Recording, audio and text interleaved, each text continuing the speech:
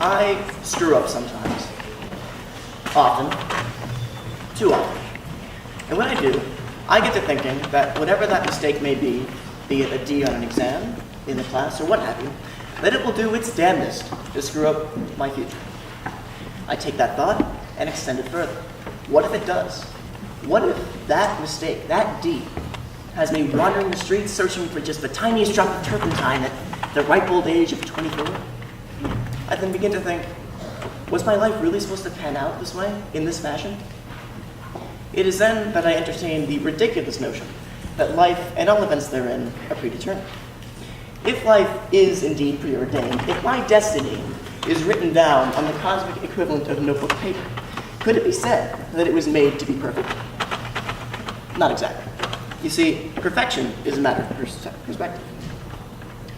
Some say that a sculptor can't envision a flawed statue, so life must have been made to be perfect. I would say to them, as I will say to you, broaden your minds, because by that flawed conjecture, I would assert that I, stuttering my way through interviews, sputtering my way through horn concertos, am not meant to be here. And by here, I am not referring to the geographical location in which I'm currently situated. No, I refer to life itself. If life was realized as perfect, the reason why someone like me would still be allowed to exist escapes me. Why hasn't anything heavy fallen on me to restore the balance that you so readily perceive? I begin to wonder, when was it that I so narrowly escaped fate's machinations? Should I have fallen off a roller coaster to my life's early end? Should the wind have lifted me off and then down the mountain in New Mexico? Why not broaden your minds further, I ask you? If life was envisioned as perfect, why is there poverty, disease, war, diseased war? I can tell you right now, no matter how you look at it, pestilence and destruction is just that, not at all reminiscent of perfection. More imperfection, what if the events happening to you that you so despise are actually part of the immaculate plan? What if the spite that you have for your misfortune has skewed your perspective away from seeing it as perfection?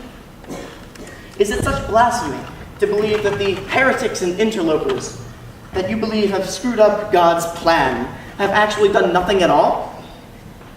The thing is, we have no way of knowing what is mistake and what is preordained.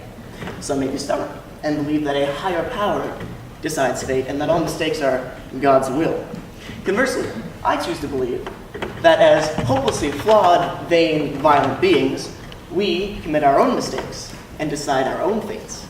But isn't that an exciting prospect? We have no way of knowing whether to pass an exam or fail it. Society may have told you to pass exams, but they don't decide your fate, do they? Ha! So, if you ever feel like reaffirming your control, you could botch a physics exam, knock a vase over, see what happens, because life will not sit here and wait for you to live it while you anticipate your orders from your supreme being. My mistake.